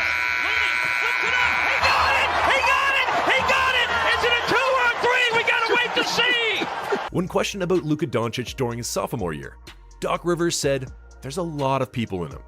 He compared Doncic's step-back three-pointers to James Harden, his passing ability to Larry Bird, and his court vision to LeBron James. In that same season, San Antonio Spurs coach Greg Popovich described Doncic's playing style as Magic Johnson-like because he sees the floor in that way. Every NBA generation has one or two players who can see the floor like the future. In the 1980s, it was Magic Johnson. In the 1990s, the NBA boasted Steve Nash and Jason Kidd. In the 2000s, we saw Chris Paul, Rajon Rondo, Nikola Jokic, and LeBron James. And so far, one other name has been Luka Doncic. Mavs head coach Jason Kidd said he could tell Doncic saw the game the same way he did from their first game together. A defender had ducked under a screen. Kidd called a timeout, but before he could speak, Luka notified him that he had spotted it and would take advantage of it, which is impressive given that Luka has always been this way. People often refer to Wemby as a unicorn, but the reality is that Luka Doncic is a unicorn in his own right. Prior to Luka Doncic, the last European player with no college experience to be picked with the first 2 picks in the NBA draft was Andrea Bargnani, who has the lowest rebounding rate of any 7-footer to play at least 400 games. Before Bargnani, only one other European had been taken as a top 2 pick without having played in the NCAA. And if you're an NBA fan, you'll know that Darko Milicic is undoubtedly the biggest bust in league history. Nevertheless, Luka Doncic was selected with the 3rd overall pick, having no college experience and has been nothing but phenomenal. Luka Doncic is the youngest player in NBA history to have recorded multiple triple-doubles, and he has 4 of only 5 triple-doubles ever recorded by a teenager. He scored 42 points in his NBA playoff debut. Now a 5-time All-Star, Luka is the first player in NBA history with 6 consecutive 30-point triple-doubles, 5 consecutive 35-point triple-doubles, and 250 points, 50 rebounds, and 50 assists in a 5-game span. He has the first ever 60-point triple-double in NBA history, a game in which he did this intentionally. Seconds left. Here's how it went down. Nonetheless, Luka Doncic's talent is undeniable. He'll go down as one of the best to have ever played in the league. What makes him special is not just one thing, it's a lot of things. Right now, he's averaging the 2nd most points per game, rebounds per game, and assists per game of all time, and isn't even being considered a top MVP candidate, even though every other basketball player in the top 10 either won it or had won it the previous year. In any case, whatever Allen Iverson has been saying about Luka Doncic is definitely right, and no one can even doubt it, given how the young guard has stats and accolades to back it all up. All that's needed to truly cement Doncic's greatness is a championship, and Mavs fans, currently 6th seed in the West, will be hoping that their Batman and Robin, Luka and Kyrie, alongside their backcourt, can bring their 2nd championship ever home. What do you think about Allen Iverson's comments on Luka Doncic? Do you think he plays like a black dude? Do you think he plays like AI? Let me know in the comments section. If you enjoyed this video, the next video on your screen is worth your time. Williams will inbound. Here's Smart. Tatum on the cut, takes it all the way and slams it. He wanted a foul. He ties the game at 107. Derek White plays the angle so well. Dragic the miss, Tatum the rebound. Look at that pass. Going to hit Jaylen Brown right in the fingertips. Oh, man. Tatum on the board, up the floor. Jaylen Brown turns on the Jets. Tatum and Brown have combined for 35 so far in this game. 7 on 5. Still up to play in the 3rd. Tatum with the block. Yep.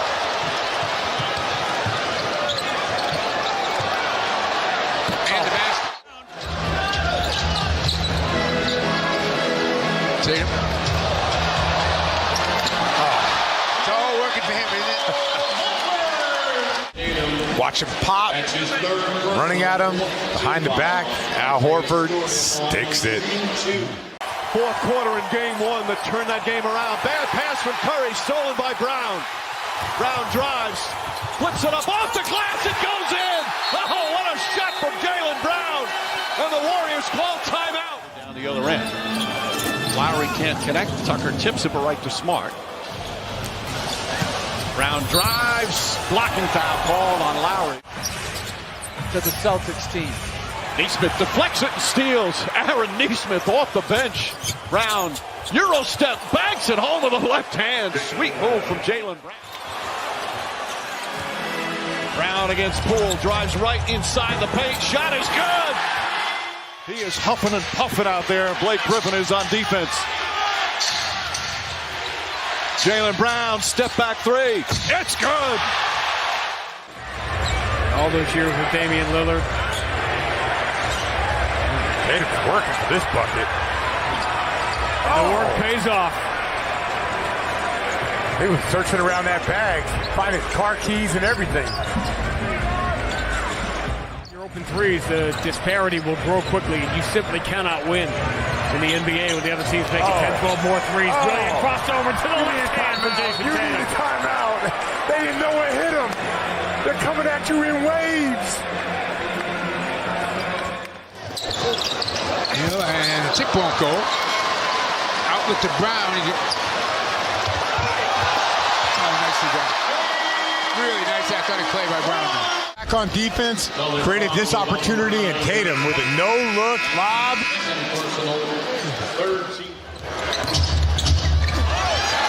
Those passes picked off. Here's Brown.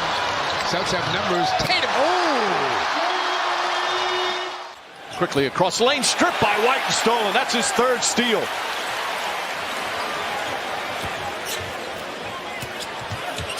Jaylen Brown gets inside and banks it home. There's strength. Double team. Brown gets inside. Back out to Griffin. Stolen by Jaylen Brown. Gets away. He thought he fouled him. Griffin thought he fouled him. And Jaylen Brown throws it down. Brown to Durant. Back to Bruce Brown. Blocked by Brown. Jaylen Brown comes out of nowhere. Horford back to Jaylen Brown. Banks it home. He's played in more than 50 playoff games as Williams gets the block. Brown takes it away. You got an advantage here to the left. Brown, great move, and gets the layup with the left hand. It's a 5-point game. Been a huge quarter for him as well. He's got 16 overall, 13 in the quarter as Brown scores it. Looked like it came off the rim just as Portis touched it. Good timing. Brown, wing three, nails it. Jaylen Brown with his first 3 points.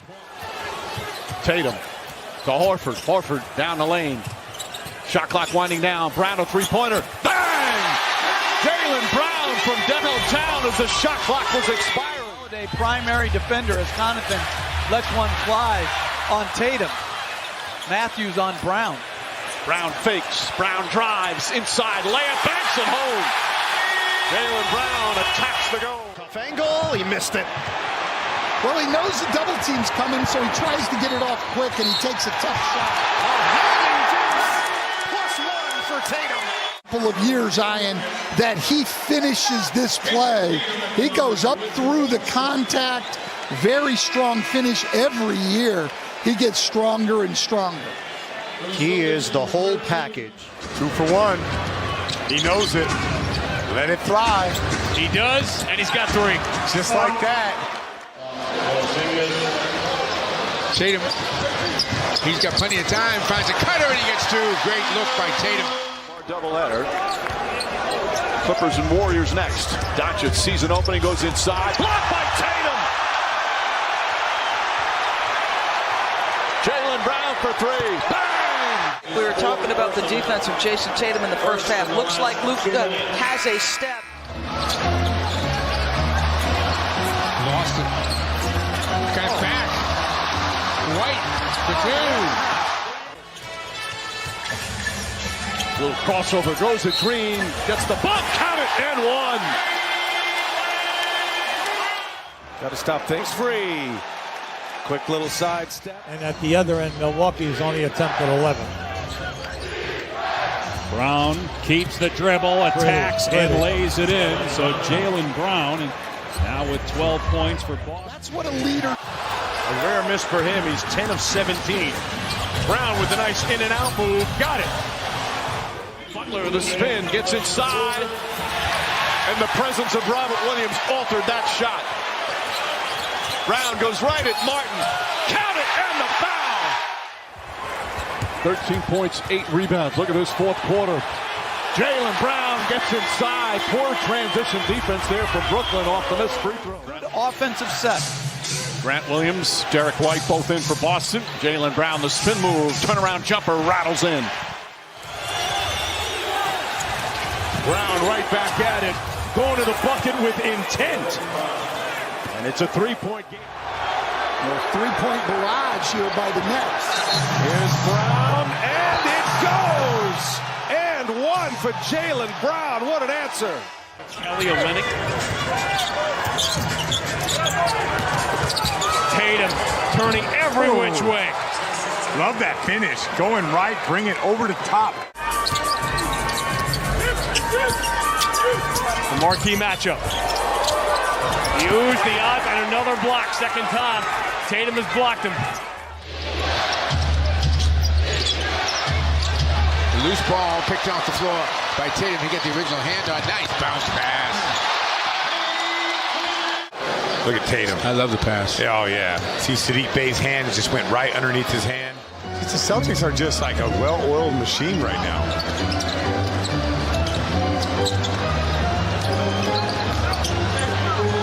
Oh, that's so pretty. Tatum, big size advantage on Ross. Step back by Tatum. Oh, the bottom. Ag, top of the key, likes his matchup. There's that side step to the right. Not even challenged. Yeah. Tatum, they can bring this lead to double figures.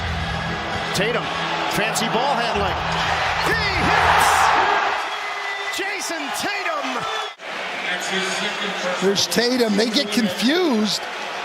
Tucker thought Embiid was going to stay with Tatum. As does Derek White for the Boston Celtics and Grant Williams for the guys in green as well. Here's Brown with the spin. Jaylen Brown back in the Bay Area where he went to college at Cal Berkeley. He's on the board. He said right after the game the other night, I'm playing. As Brown drives, scoop layup off the glass. Sweet move from Jaylen Brown. The Celtics thought that Antetokounmpo used one hand to ward off Williams. Brown drives inside, layup, bank shot's good. Bothered by a bad left ankle down the stretch. Oh, what a pass from Smart. And Jaylen Brown gets on the board. That's exactly what we talked about. Brown with Allen on him. Pritchard, he's got Carter. To the shoot. Brown's got to go. Tough contested game. Oh, what a corner for Jaylen Brown. Shot clock at 6. Brown. Vincent staying with him nicely, makes him take a tough shot, and Brown still able to hit it. Durant inside. Here comes Brown, one man to beat, goes right at Irving, banks it home. 8 seconds left here in the quarter. Brown taking his time. Tice sets a screen. Brown drives it. Lopez stops, floats it up, and good. 2.2 remaining. Brown. Patty Mills on him. Step back, jump shot. It's good. Jaylen Brown, Jason Tatum, big buckets for Boston. Be manageable in the second half. You can't take a chance on him getting that fourth foul. And what he does anyway, he's not going to guard any. And that's something that the Celtic coaching staff talked to the referees about at halftime. Jaylen Brown with the finish. Wow. 7 to shoot. Claxton denies it. Brown with Brown on him. Jaylen on Bruce, and it's good. Tough layup right there by Jaylen Brown. They've had balanced scoring. Adebayo the only one in double figures. Jaylen Brown goes inside. Oh, another gorgeous move to the rim. Brown and Draymond Green. Their matchup was eventful in game 2. Nice crossover. Brown's shot is good. Jaylen Brown has got 10 points already. Tatum. Draymond Beasley. Tatum has to fire with the shot clock rolling down. A three-pointer for Jason. Jaylen began the game with a 3 the other night, misses the open one here on the first rebound for Ja. On the move, anything can happen when he goes coast to coast, including a Jason Tatum block. Let's go back defensively. Jason Tatum coming up big. He's been doing this a lot. Driving off the back backboard, no. Mobley keeps it alive, but Tatum is there. 1-on-2. Tatum splits and scores. It's a 1-point game with a minute to go in overtime. Yeah, exactly what you're thinking. Oh, kept alive by Smart. How does he do that? Again, he missed 7 games. Tatum's back. It only takes one, E-House. That's all it takes. But the pace of that. Catching it going, not thinking, not trying to figure out what to do, just reacting. Still up 7. Tatum, here comes the double team, falling away. Shot is good. Ridiculous. Tough shot from Tatum. We turn the game around. Jaylen Brown, way downtown. Jaylen Brown is 3 for 3 from long distance. Been able to get a couple of extra days with this series so far spread out. Tatum, another steal. As Irving and Smart collide down the other end. Brown gets inside, layup is good, explosive finish. Laser focused here in Game 7 so far. Cross court, it's Brown.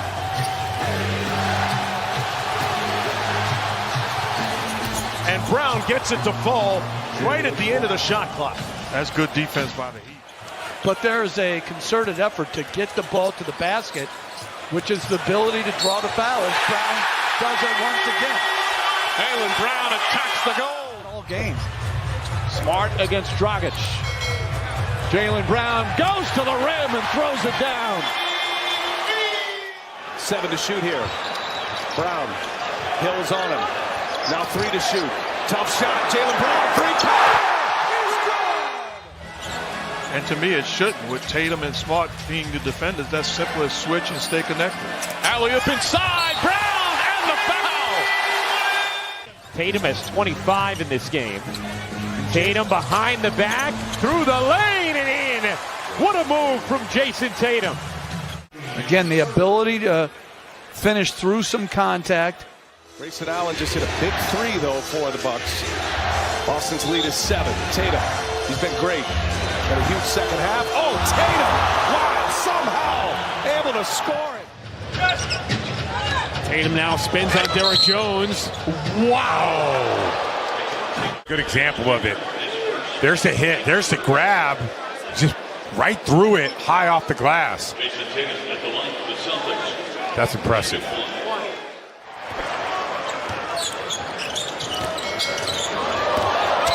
Oh, just too big. Go to the basket. Just too big.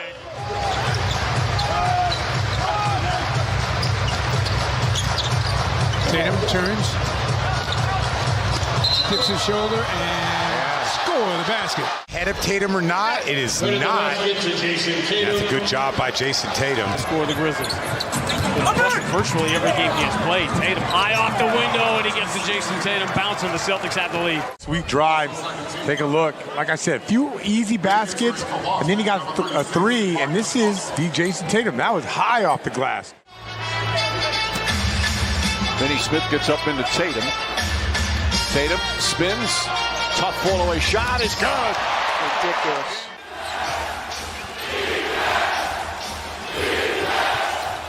Brown, count it, and the foul. Jaylen Brown gets knocked down using his offhand to lay it up and in Game 5 in Boston on Wednesday night. Jaylen Brown, a couple of jab steps. His three-pointer starts off, knocks it down. He has struggled on the road in this series, shooting from 3, but gets the Celtics off to a good start. 4 on the shot clock. Jaylen Brown spins, pull-up jump shot. It's good. Jaylen Brown, and we have our first double-digit lead of the game. To have you with us on this Monday night, Game 4. It's been a great series. Up ahead, Jaylen Brown will break away. So it is Boston that forces the turnover. Right now. Jaylen Brown against Griffin. Drives inside, layup, shots good. Depends on who's talking. Portis loses it. Celtics force another turnover. Brown drives on Antetokounmpo. Layup is good. Plus a whistle and the foul. That's going to be 4 on Giannis. And they're making sure they get switches. They're not going to let Grant Williams stay on Giannis. Brown's been a star in this third quarter. 2 more. Coach, he's got 22. 7 on the shot clock. Back outside. Tatum's going to take a three. It's no good from Jake LaRavia. You probably have not seen much of him yet. The rookie from Wake Forest. Great look again. Man, Marcus has it going here. Check this out. All right, take a look. Smart. Sweet pass. Get another one early. Get nearly 1.5 a game. Tatum stop and start, and one. So good. He is playing on a different planet right now. Smart. A little fancy, back to Tatum. Tatum got guarded by Finney Smith, who's a good defender. Tatum gets past him. Layup is good. Oh, that was a sweet move from Jason Tatum. Stops on a dime and elevates and just waits for Al to kind of drift out of his way for him to get the layup. Great look, Smart to Tatum. It's going to be a highlight kind of night. Out of the back-to-back. Send Diallo towards him. Tatum spins away. Rises and scores again. So today when we said, so 2 weeks in, he goes, 2 weeks, that's it? Like, only 76 games to go. And obviously the circumstances is Love gets it rejected by Tatum. Smart. Tatum is looking for it. Gets it. Oh, that's how you do it. He was waiting for that moment. Job. Looking for his 5th three. Good hustle play by Al Horford. Tatum releases and flushes. Man, he's letting the crowd know about it. Horford struggles with it, gets it back. Nice cutting without the ball, and Tatum lays it up and in. And Tatum's hurt. Get you big-time buckets, one-on-one or attack. Oh, Williams caught a body underneath. And here comes Boston. A 7-0 run to start the 4th and final. Outstanding defense and discipline by the Celtics, which allowed them to hang around just enough until they found rhythm offensively. Brown on the baseline, Horford inside. Counted and one. Tatum's hurt down the other end as Grant Williams misses. Fight for the rebound. Brown looks to save it. Tatum in a lot of pain. He's still down. Brown banks it in and the foul. But right now, there's the concern for the Boston Celtics. Wild shot. Green the rebound off the miss. Quickly ahead. Horford running up the floor. Now throws it back to Tatum. Tatum to Brown. Brown the flush. Coming off a 23-point game in game 2. Jaylen Brown goes right at Claxton and banks it home. George Hill on Brown. There's the switch. Now Allen. Brown will fire a three, and he's got it. Pure. Jaylen Brown puts Boston up 11. The second most in the league. 15.5 a game. Drive, score, foul. Luka Doncic. Throw the game coming up. Just nice pump fake.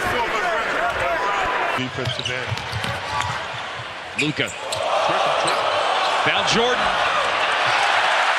Between the lane and the three-point line on the side. Rolling, finishing with power, tower of power, Daniel Gafford. Regular season, Doncic making a move, Butler's on him. Watching the first 3 or 4 defensive possessions. What are the Denver Nuggets going to do against Luka? What are the Dallas Mavericks going to do against Jokic? We've already seen one double team. Doncic, fake, fires, count it. Doncic, the handles, the fake, the fade, it's pure! Luka Doncic! Doncic. Oh, goes behind the back, the floater, you bet! Here is Luka looking off the defense. Great finish, but the pass, woo! Finney Smith, Bullock, he's driving it, and looks for Finney Smith. It's a loose ball, and Luka picks it up. Some Luka magic! Up on Luka. Luka has got him in the blender, and the rainbow! Woody missed it. Oh, Doncic! Beautiful play, but you know what's even better than that? The precursor. You outside. Well earned and deserved statue. Mavericks lead by 5 against the shorthanded Knicks. Oh, good. Jones. A master of the mid-range game. Well, you couldn't have more star power, could you? This, my goodness, step back 3, Doncic. I don't know how you guard that. This is a good matchup for both teams. Nice pass inside. Kleba slam dunk from Luka on that beauty of a pass. Pete Maravich style. Highlight shows. Yeah. I mean, 5-hole. Doncic shedding the defense of Okogie. Kobe sticking right with him. Around Eubanks. Got it. Foul. Count it. More with Trey being out, he has certainly been able to make a different contribution. Luka. Good after this first game back. He said there's no soreness. It's easier to feel that physically than to convincing yourself. Every single night. Luka, change of direction, got him past Kenrich Williams. What? Yeah, what is what? Everybody's watching. Yeah, they're watching. And man, oh man, that's knowing where to put that ball on the square, right? Yes, it is. If they use the glass, can you use it any better than that? That's outstanding. So pretty. Fade away into the backgrounds. Yeah, don't let the smooth taste fool you either. Here is Luka off balance. Late decision to pass it to Williams. Back of the hands of Luka. A heave and a hit over Clint Capella. 11 on the boards here in the second half after getting out rebounded in the first half. Here's Doncic. He's fouled and he scores. Agility here is uncommon. To say that Luka Doncic. Tyus Jones, no good. Good pass. Oh, Kyrie out ahead and lays it in. Timeout.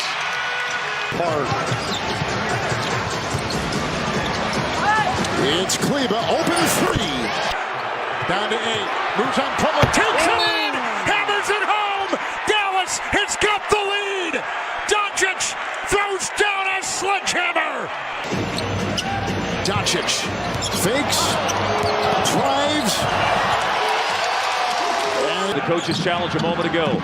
Luka inside, working against Koulibaly. Some pretty good defense with some better offense. Great offense by Luka. State fakes, but It's rocking right now. The Mavericks have gotten a couple of stops. And that's why it's rocking.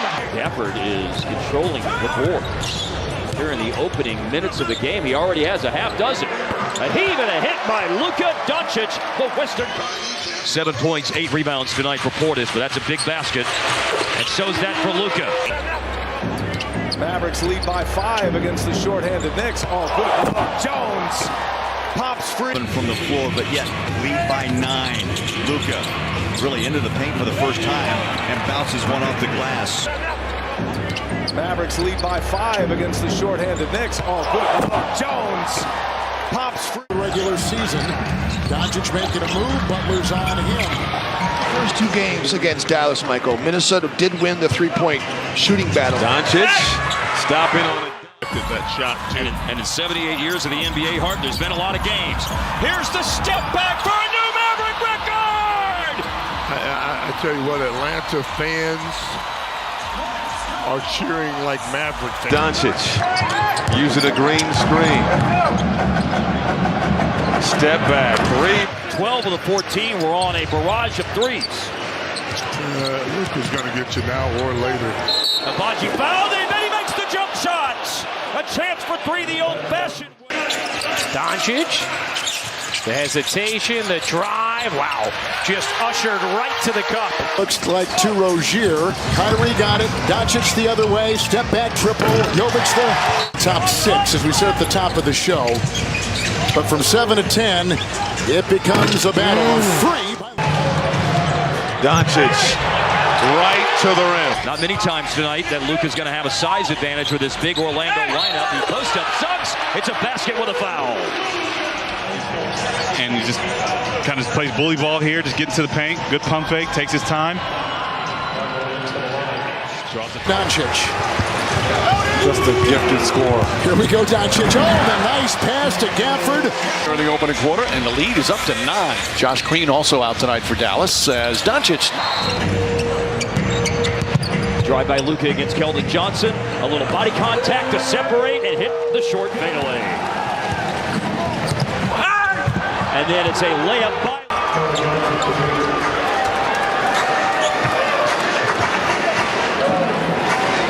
Man, those are some... 4-3 over Carter. Luka, Drano. Badly needed. Carter was right there, but just Luka just a little bit better on the offense. Long strides, hands to Doncic. It's a 3. Luka Doncic with the triple. Doncic with another 3. No, pass Lively. White tipped it back to Doncic. Working in the post, Caruso, he was able to muscle through. Amazing. You know, making basketball courts and partnering with Henry Ford Health System and all. Points for Luka Doncic, 1 rebound, 1 assist. Working Holiday. Fakes the pass and then puts it in. Luka Doncic. Now Luka against Wendell Carter. Isaac went out of the game, and so the length isn't quite as Saskatchewan. He jumps so quick. Here is Luka. His kick-out pass grazed the bottom of the net, but it still found P.J. Washington Jr., who got to do it. A drive inside. There's a wall there, so Luka throws it around the wall.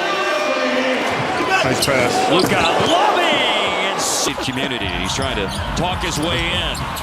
30 piece in the first half. Dunk.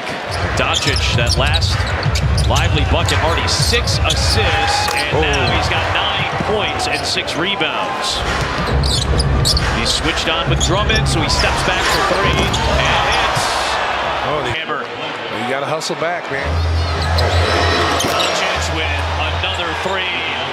He's got Daniel Gafford with a block at the other end. And Peach screen. Gafford shot. Luka finishes inside his first points of the game. 0 for his last 17 and 1 for his last 25 on threes.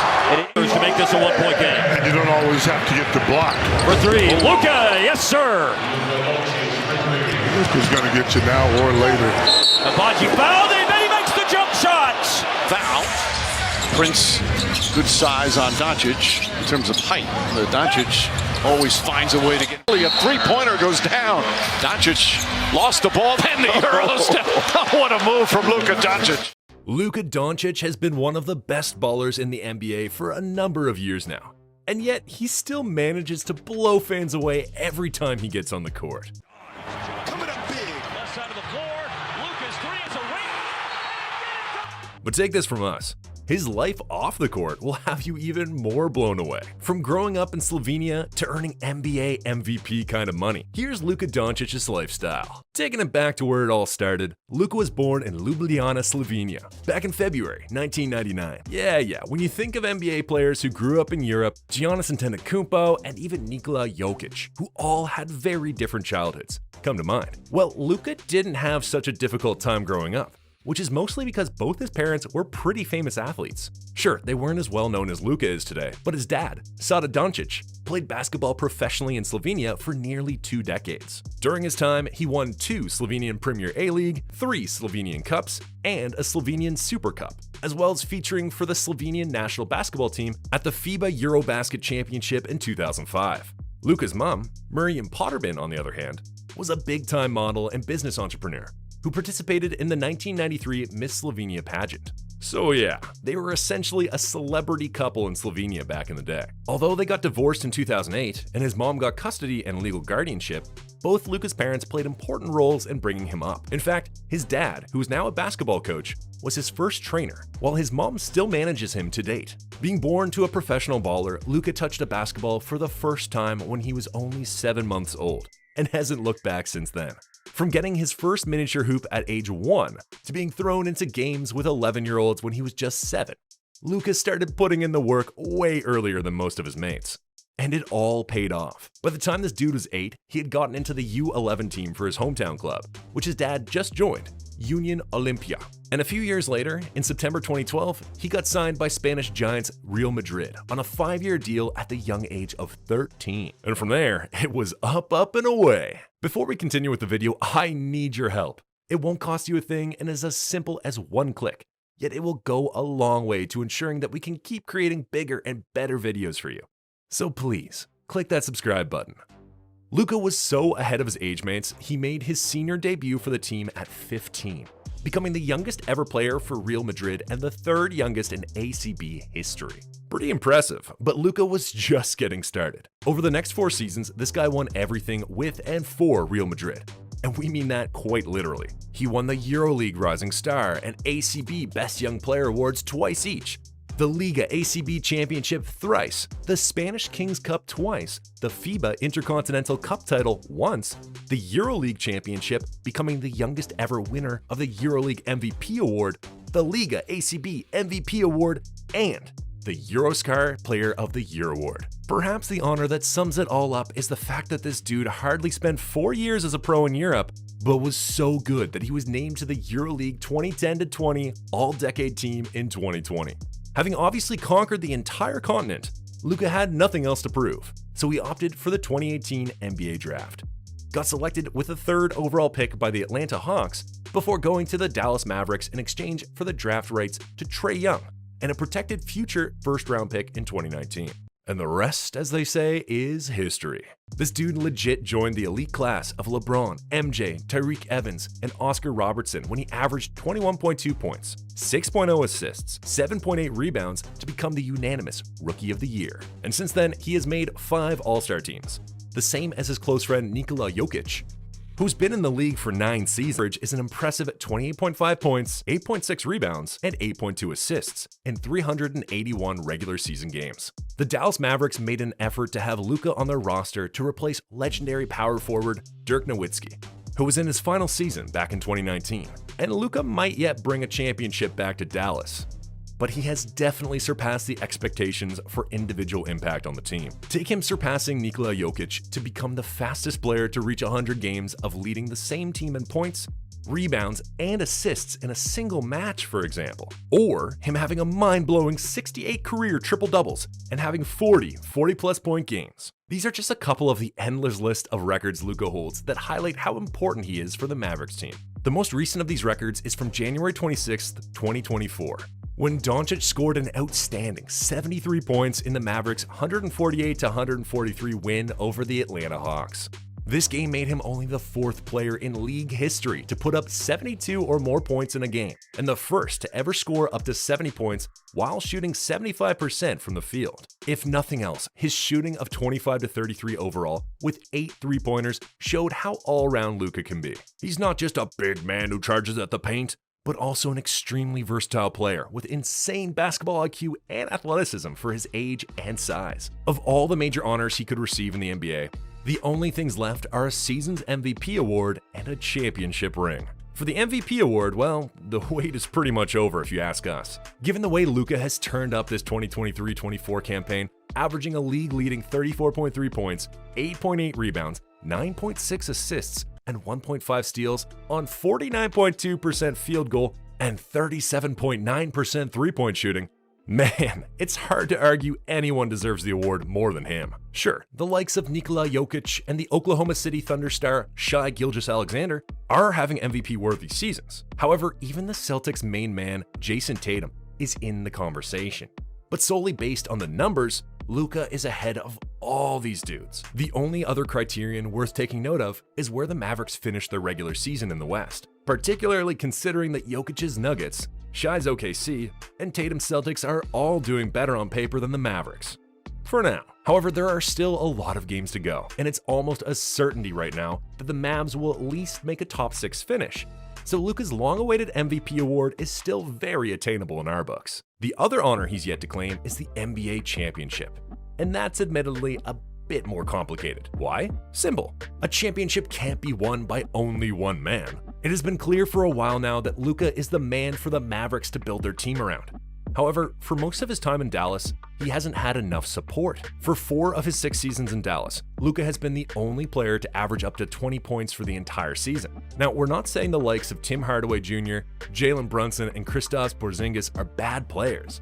But the problem the Mavericks have had is having all their star players perform consistently in the same season. With Porzingis and Brunson gone now, Kyrie Irving teaming up with Luka has turned out to be a big step in the right direction for the Mavericks. But more reinforcements are needed, which is why the team made sure to get something from the recently concluded trade deadline. Bringing in PJ Washington for the starting forward position and Daniel Gafford as a center is a pretty commendable job done by GM Nico Harrison. The two guys are experienced ballers who will be looking to impress and get back to their peaks. With Luka and Kyrie leading the offense, the addition of a solid backbone in Gafford and Washington could prove to not only make their playoff push easier, but also play a major part in taking the Mavericks all the way. How that turns out, we'll have to wait and see. What we can confirm for you now is that Luka is getting paid quite equally for how good of a baller he is. On getting drafted, his first deal in the NBA was worth $32.5 million over 4 years, with an annual salary of $8.1 million.